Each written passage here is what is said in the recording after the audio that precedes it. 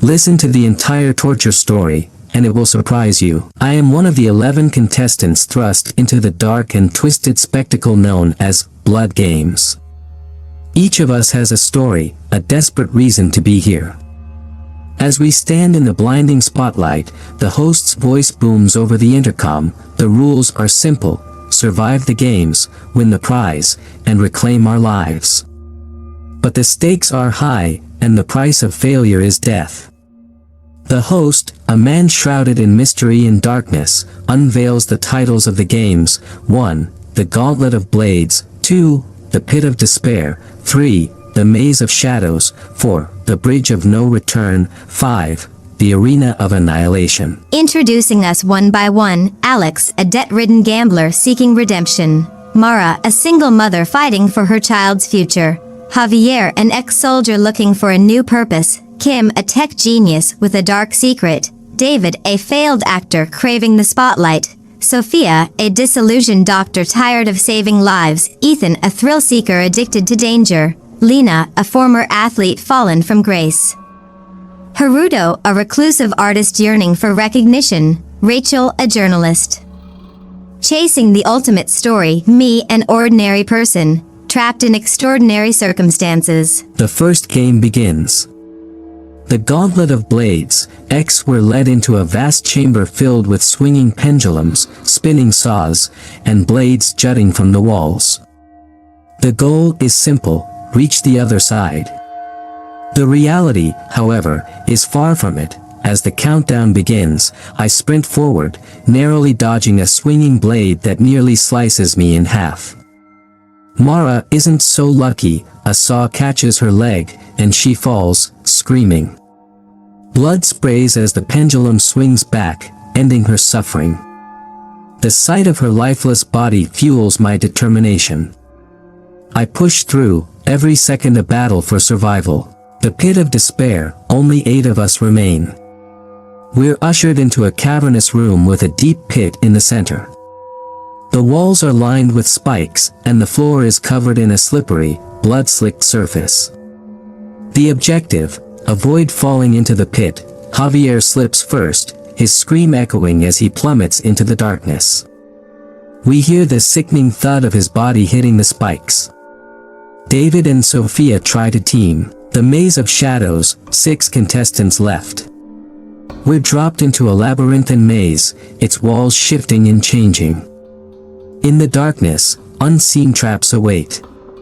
Kim, the tech genius, uses her skills to navigate, but she triggers a trap that releases a swarm of mechanical blades. Her screams are cut short, replaced by the sound of metal on flesh. I stick close to Lena, who moves with the grace of her athletic past. But the maze is relentless, and soon, Ethan's thrill-seeking nature becomes his downfall. He steps into a room that floods with fire, his agonized cries a reminder of the stakes. The Bridge of No Return. 4 of us stand on the edge of a narrow bridge spanning a bottomless chasm. The bridge is old and crumbling, every step a gamble. Haruto makes it halfway before a section gives way, sending him into the abyss. Rachel clings to the edge, her fingernails breaking as she scrambles for grip. She pleads for help, but there's no room for mercy. I step over her, focusing on survival. The Arena of Annihilation. 3 contestants remain. The final game is a brutal fight to the death. The arena is filled with weapons, axes, swords, and spears. The host watches with sadistic glee as we turn on each other. Lena and I form a temporary alliance, taking down David. His death is swift, but as he falls, Lena turns on me. We battle fiercely, each strike fueled by desperation. I manage to disarm her and, with a heavy heart, end her life. I stand alone, bloodied and battered, the sole survivor of the Blood Games. The host approaches, a twisted smile on his face. He hands me the prize, a briefcase filled with money. But the cost has been too high. As I leave the arena, the screams of the fallen echo in my mind. Freedom tastes bitter, but I am alive. The Blood Games have ended, but but the memories will haunt me forever. The door to the outside world loomed before me, a heavy steel portal promising escape. The weight of the briefcase in my hand felt like a cruel joke, a reminder of the bloodshed and betrayal that had led to this moment. I took a deep breath and pushed open the door, stepping into the blinding sunlight. The world outside felt foreign, like a dream I could barely grasp. My senses were dulled, my mind still trapped in the nightmare of the blood games. I stumbled into the street, the sounds of the city assaulting my ears. People walked by, oblivious to the horrors I had endured. I found a small motel on the outskirts of town, a place where I could hide and try to piece my life back together. The room was dingy and smelled of stale cigarettes, but it was a sanctuary compared to the arena.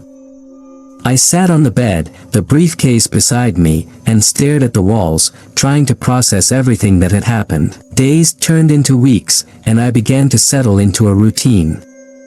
I avoided the news, afraid that the blood games might be mentioned, that the faces of the fallen might haunt me through the television screen. But the memories were relentless, invading my dreams and turning every quiet moment into a battle against my own mind. One night, as I lay in bed, the phone rang. I answered it with a shaking hand, my heart racing. A voice on the other end, cold and familiar, sent chills down my spine. "Congratulations on your victory," the host said, his tone mocking. "But the games are far from over." I hung up, my hands trembling. The nightmares intensified, the whispers of the dead growing louder. It was as if the blood games had left a mark on my soul, a darkness that refused to let go. Desperate for answers, I began to investigate the origins of the blood games. I scoured the internet, contacted conspiracy theorists, and pieced together a chilling picture. The blood games were part of a larger network, a clandestine organization that thrived on bloodshed and chaos. Their reach was vast, their influence insidious. As I dug deeper, I discovered that the blood games were broadcasted to a select group of wealthy and powerful individuals who reveled in the spectacle of human suffering. The games were a twisted form of entertainment, a way for the elite to sate their bloodlust and maintain control over the masses. I knew I couldn't take them down alone, but I couldn't live with the knowledge of their existence either. I reached out to the other survivors I could find, people who had managed to escape the games but were living in fear and hiding. Together, we formed a plan to expose the blood games, to bring their horrors to light. The night of our operation, my nerves were frayed to the breaking point. We hacked into the broadcast system, ready to stream the truth to the world. As we prepared to go live, the door burst open, and armed men stormed in. The organization had found us, a brutal fight ensued. The room filled with the sounds of gunfire and screams. My companions fell one by one, their blood mingling with the memories of the games. I fought with a ferocity born of desperation, determined to see our mission through. In the chaos, I managed to hit the broadcast button. The world would see the truth, even if it was the last thing I did. I felt a sharp pain in my side as a bullet tore through me, and I fell to the ground, clutching my wound. The screen flickered to life, the horrific images of the blood games playing out for all to see. The men who had stormed and looked on in horror, realizing too late that they had failed to stop us.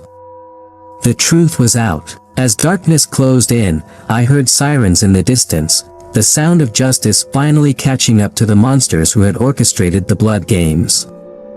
I closed my eyes, a sense of peace washing over me. The cycle of bloodshed was ending, and though I might not survive, I knew our sacrifice had not been in vain. The last thing I saw before slipping into unconsciousness was the faces of my fallen companions, their expressions no longer twisted in agony, but in triumph. The blood games were over, and the world would never be the same. I woke up in a hospital bed, the sterile smell of antiseptic filling my nostrils. My body ached, and a dull pain throbbed in my side where the bullet had hit. I blinked against the harsh fluorescent lights, trying to piece together the fragments of my memory. The broadcast, The gunfight, the faces of my fallen companions, everything came rushing back. A nurse noticed I was awake and hurried to my side. "You're in the hospital," she said softly. "You were found with several others. The authorities brought you here." As she spoke, the door opened, and a man in a suit stepped in. He introduced himself as Detective Harris, a stern look etched into his features. "You did a brave thing, exposing the blood games. Thanks to you, we have leads we never would have had. Are the others?" I asked, my voice weak. Harris's expression softened. "I'm sorry. You were the only survivor we found alive. But your broadcast, it changed everything. The world saw the truth, and now we have the public's support in dismantling this organization." He explained that the broadcast had gone viral. People were outraged, demanding justice for the victims of the blood games. The authorities had launched a massive investigation, arresting key figures and raiding properties linked to the organization. The public's fury was a powerful force, and the once hidden network was crumbling under the weight of its own exposure. Despite the progress, there was still work to be done. Harris wanted my help to identify members of the organization and provide any information I had gathered. I agreed, knowing that I couldn't let my companion's sacrifices be in vain. Weeks turned into months as we worked tirelessly to bring the perpetrators to justice. The investigation uncovered a vast web of corruption and depravity that reached into the highest echelons of society. Each arrest brought us closer to dismantling the network, but the fight was far from over. One evening, as I was poring over documents in a safe house, I received a call from Harris. "We found something," he said, his tone urgent. "You need to see this." He picked me up, and we drove to a secluded warehouse. Inside, a team of agents was combing through evidence. Harris led me to a room where a large screen displayed security footage. My heart sank as I recognized the faces of new contestants being led into an arena. "The blood games are still happening," Harris said grimly. "Despite our efforts, the organization has gone underground. They've adapted, become even more secretive." Rage and determination welled up inside me. "We can't let this continue," I said, clenching my fists. "We have to stop them," Harris nodded. "We will. But we need to be smarter, more vigilant. And we need your help." Over the next few months, we devised a plan to infiltrate the remaining factions of the blood games. I became the face of the resistance, using my experiences to rally others to our cause. Survivors from previous games came forward, sharing their stories and joining the fight. Our efforts culminated in a coordinated strike on one of the last strongholds of the organization. It was a sprawling mansion, hidden in the countryside, where the elite gathered to indulge in their twisted entertainment. We moved in under the cover of darkness, determined to end the blood games once and for all. The raid was brutal and chaotic. Gunfire echoed through the halls as we fought our way through the mansion.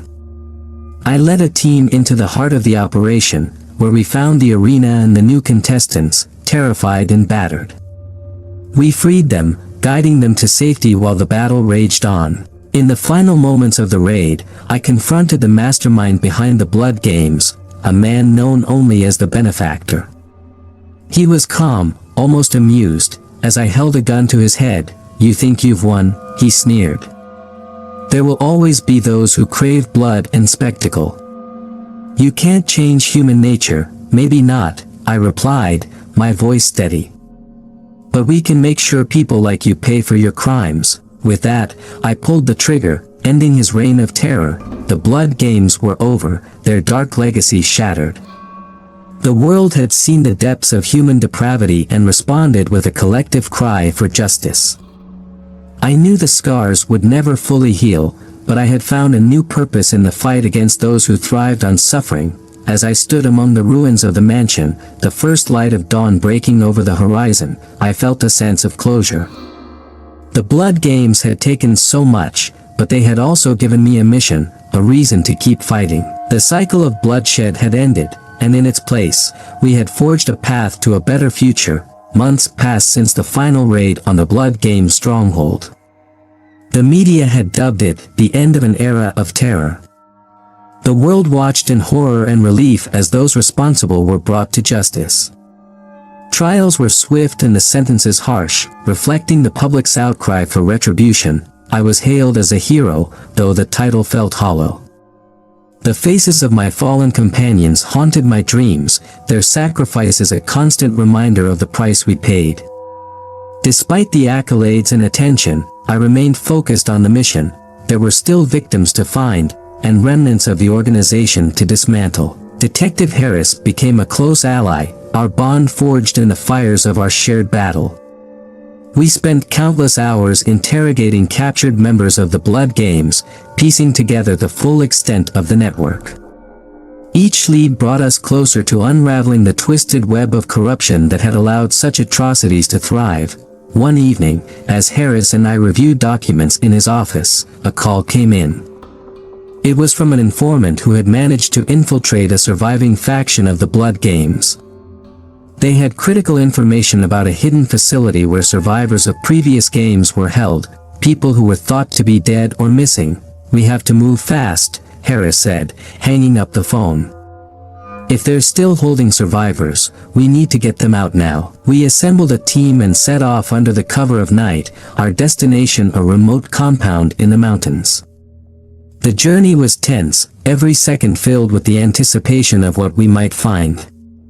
As we approached, the sight of the heavily guarded facility confirmed our worst fears.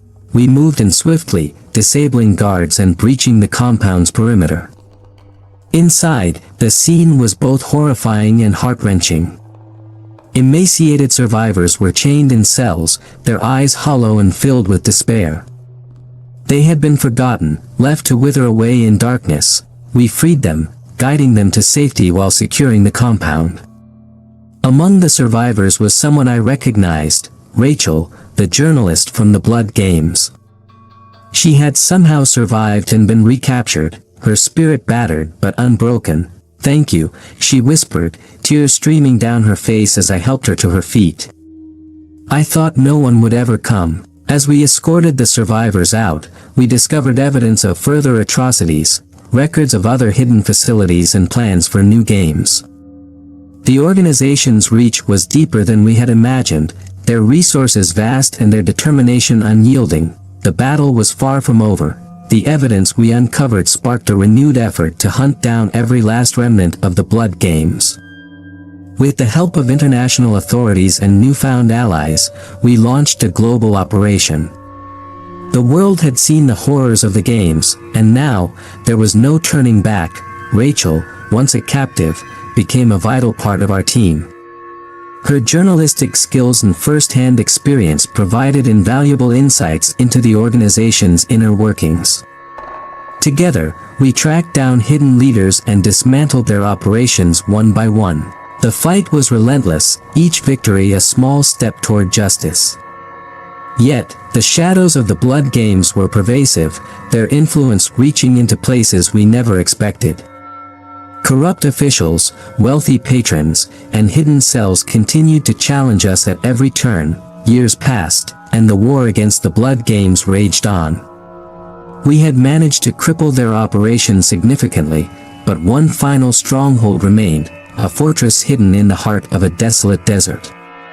It was there that the true masterminds resided, orchestrating the games from the safety of their isolated haven. We prepared for the final assault, knowing that this would be the most dangerous mission yet.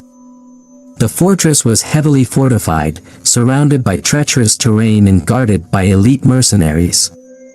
Failure was not an option. Under the cover of a sandstorm, we launched our attack. The battle was fierce and chaotic, every step forward met with brutal resistance. But we fought with a determination fueled by years of suffering and loss. Harris led the charge, his tactical expertise guiding us through the storm. As we breached the inner sanctum, the true leaders of the Blood Games stood before us. Their faces were a mixture of arrogance and fear, their empire crumbling around them. The final confrontation was brutal and bloody, a testament to the horrors they had unleashed upon the world. In the end, we emerged victorious. The leaders were captured, their reign of terror finally at an end. The fortress was dismantled, its secrets exposed to the world. In the end, we emerged victorious. The leaders were captured, their reign of terror finally at an end. The fortress was dismantled, its secrets exposed to the world. The fall of the final stronghold marked the end of the Blood Games. The world breathed a collective sigh of relief as the last remnants of the organization were brought to justice. The survivors, once forgotten, were finally given the recognition and support they deserved. Rachel and I continued to work together, dedicating our lives to ensuring that such atrocities would never happen again. We established foundations to support survivors, advocating for stronger international laws against human trafficking and exploitation. Our efforts were tireless, but they were driven by the memories of those we had lost. The scars of the Blood Games would never fully heal, but we had turned our pain into purpose. The darkness that once thrived in the shadows had been brought into the light, and we were determined to keep it there. As I stood at the edge of the desert, the sun setting behind me, I felt a sense of closure. The Blood Games were over, their legacy reduced to ash. The world had changed, and we had played our part in shaping a future where such horrors would never again be allowed to flourish. The fight was over, but the mission to protect the innocent, uphold justice would continue. And in that, I found a new sense of peace. Years after the fall of the Blood Games, the world had changed dramatically.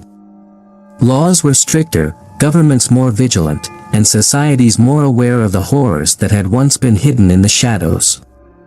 The survivors, myself included, had found ways to rebuild our lives, though the scars remained both visible and invisible.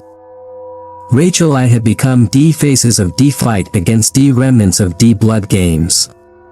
Our foundation grew into a global movement, advocating for the victims of all forms of exploitation, ensuring that the world would never forget the atrocities that had been committed. Despite the progress, whispers of underground games still reached our ears from time to time. These whispers haunted me, a constant reminder that evil, while diminished, was not entirely eradicated. One cold winter evening, as Rachel and I were wrapping up a meeting with international human rights advocates, I received an anonymous message on my phone. It contained a single, chilling sentence: "The games are not over." Attached was a video clip of a masked figure standing in front of a bound and gagged person. The figure's voice was distorted, but the message was clear. To the heroes of the Blood Games, you thought you could destroy us, but you were wrong. The games have evolved, and they will never end. Rachel's face paled as she watched the video. "We need to find them," she said, determination burning in her eyes. "We can't let this start again." Detective Harris, now retired but still a valuable ally, joined us in our investigation. Using every resource at our disposal, we traced the origins of the video to a remote location in Eastern Europe.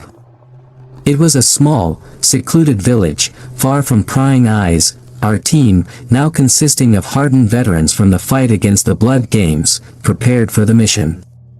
The journey to the village was fraught with danger, every step reminding us of the stakes. As we approached, the air grew thick with tension. The village appeared abandoned, its buildings dilapidated and streets empty.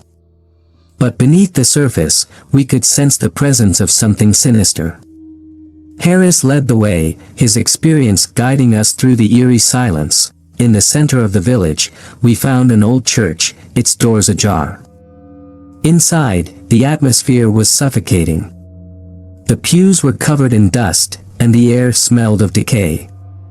At the altar, a trapdoor led to an underground chamber. We descended into the darkness, our flashlights cutting through the blackness. The chamber below was a stark contrast to the abandoned village above. It was a high-tech facility, filled with monitors and equipment. It was clear that the games had been modernized, their brutality enhanced by technology. As we moved deeper, we discovered cages holding captives, people who had been taken for the new games. Among them was a familiar face, one of the survivors we had rescued years ago, now recaptured and awaiting a new round of horrors. The sight of them fueled our resolve. We freed the captives and prepared to confront the masterminds behind this new iteration of the Blood Games. At the heart of the facility, we found the control room. The masked figure from the video was there, surrounded by armed guards. The tension was palpable as we stepped into the room, our weapons drawn. We descended into the darkness, our flashlights cutting through the blackness. The chamber below was a stark contrast to the abandoned village above. It was a high-tech facility, filled with monitors and equipment. It was clear that the games had been modernized, their brutality enhanced by technology. As we moved deeper, we discovered cages holding captives, people who had been taken for the new games. Among them was a familiar face, one of the survivors we had rescued years ago, now recaptured and awaiting a new round of horrors. The sight of them fueled our resolve. We freed the captives and prepared to confront the masterminds behind this new iteration of the Blood Games. At the heart of the facility, we found the control room. The masked figure from the video was there, surrounded by armed guards. The tension was palpable as we stepped into the room, our weapons drawn. "Welcome," the figure said, their voice still distorted. "You can't stop us. The games will continue, and the world will watch. We stopped you before," I replied, my voice steady. "We'll stop you again." A fierce battle erupted. Gunfire echoed through the chamber, the fight more desperate than any we had faced before. Harris fought beside me, his determination unwavering. Rachel used her skills to disable the facility systems, cutting off their ability to broadcast the games. In the chaos, I confronted the masked figure. Our fight was brutal, a clash of wills and strength. As we struggled, I managed to rip off the mask, revealing the face of a man I had never seen before but whose eyes were filled with a familiar madness. "You think killing me will end this?" he spat. "There will always be someone else." With a final, decisive blow, I ended his life. The room fell silent, the last echoes of the battle fading into nothingness. The remaining guards surrendered, their spirit broken. "Welcome," the figure said, their voice still distorted. "You can't stop us. The games will continue, and the world will watch. We stopped you before," I replied, my voice steady. "We'll stop you again." A fierce battle erupted. Gunfire echoed through the chamber, the fight more desperate than any we had faced before. Harris fought beside me, his determination unwavering. Rachel used her skills to disable the facility systems, cutting off their ability to broadcast the games. In the chaos, I confronted the masked figure. Our fight was brutal, a clash of wills and strength. As we struggled, I managed to rip off the mask, revealing the face of a man I had never seen before but whose eyes were filled with a familiar madness. "You think killing me will end this?" he spat. "There will always be someone else." With a final, decisive blow, I ended his life. The room fell silent, the last echoes of the battle fading into nothingness. The remaining guards surrendered, their spirit broken. The aftermath of our latest victory against the Blood Games brought a mix of relief and unease. The rescued captives were receiving medical attention, and the captured guards and facilitators were handed over to the authorities. The world watched in shock as the news broke, yet again, of the survival and resurgence of the Blood Games. Public outrage was palpable, and pressure mounted on governments to ensure that this dark chapter would never be reopened. Rachel, Harris, and I returned to our headquarters, where a wall of evidence and leads awaited us. Despite the success of the mission, there was a growing sense that we were only scratching the surface of a much larger, more insidious network. As we pored over the data retrieved from the latest facility, we found disturbing patterns indicating that the Blood Games were not merely the work of isolated cells but part of a sophisticated, global network. There were encrypted communications, financial transactions, and names of high-profile individuals who seemed to be involved at various levels. Rachel's journalistic instincts kicked in. "This is bigger than we thought," she said, her eyes scanning the documents. "These people have deep connections. They're not just running games, they're manipulating events, influencing decisions on a global scale." Harris nodded, his face grim. "This isn't just about stopping the games. It's about dismantling an entire power structure." We knew we needed a new strategy. Taking down individual facilities and rescuing captives was not enough. We had to strike at the heart of the organization. We decided to infiltrate their network, gather irrefutable evidence, and expose their entire operation to the world. Rachel went undercover, using her skills and contacts to get close to those at the top. Harris coordinated with international law enforcement agencies, setting up a task force dedicated to tracking and dismantling the network. I focused on following the money, tracing the financial threads that connected the different factions of the Blood Games. Months turned into years as we delved deeper into the network. We made significant progress, but with each step forward, the enemy adapted. They were always one step ahead, anticipating our moves and covering their tracks. It became clear that there were moles within our ranks, feeding information to the organization. One evening, as I was working late, a secure message flashed on my screen. It was an anonymous tip, pointing to a location in South America where the leaders of the Blood Games were rumored to be meeting. The message included coordinates and a time. I showed the message to Rachel and Harris.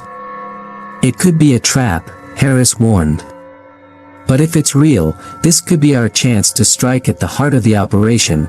We decided to take the risk. With a small, elite team, we set out for the location, prepared for whatever awaited us. The coordinates led us to an abandoned mansion deep in the jungle. As we approached, the sense of foreboding grew. We moved in cautiously, the night cloaking our movements. Inside, the mansion was eerily silent, but signs of recent activity were everywhere. We split into teams, sweeping through the building. In the basement, we found a control room filled with monitors and equipment, evidence of the organization's reach and power. But there was no sign of the leaders. Suddenly, alarms blared, and the mansion was flooded with armed guards. A fierce firefight erupted, the confined spaces amplifying the chaos. Harris and I fought side by side, our training and experience guiding us through the maelstrom. As we pushed forward, I spotted a hidden passageway. Motioning for Harris to follow, we descended into the darkness. The passage led to an underground bunker, where a group of people sat around a large table, their faces illuminated by the glow of computer screens. The final confrontation was brutal. These were the masterminds, the architects of the Blood Games, and they fought with a desperation born of knowing that their empire was crumbling. The air was thick with gunfire and the scent of blood. In the end, we stood victorious. The leaders lay defeated, their reign of terror finally at an end. We secured the bunker and prepared to transmit the evidence to the authorities. But as we did, a chilling realization hit us. As we reviewed the documents and communications, it became clear that the network was even more extensive than we had imagined. There were references to other cells, other leaders who were already moving to fill the power vacuum. Harris looked at me, his expression weary but resolute. "This fight is far from over," he said. "We've struck a blow, but the beast is still alive." Rachel, who had joined us in the bunker, nodded. "We need to keep going, keep pushing. We can't stop now." We transmitted the evidence, knowing it would lead to more arrests and more exposure. But we also knew that our work was not finished. The Blood Games were a symptom of a deeper rot, one that would take years, maybe decades, to fully eradicate. As we emerged from the bunker, the first light of dawn breaking over the horizon, I felt a mixture of triumph and uncertainty. We had won a significant battle, but the war against the darkness was ongoing. The Blood Games had ended, but the echoes of their brutality would linger.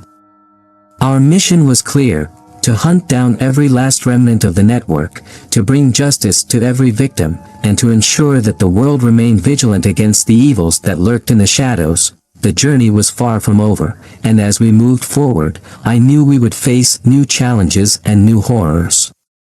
But we were ready, united in our resolve to fight for a world free from the terror of the blood games.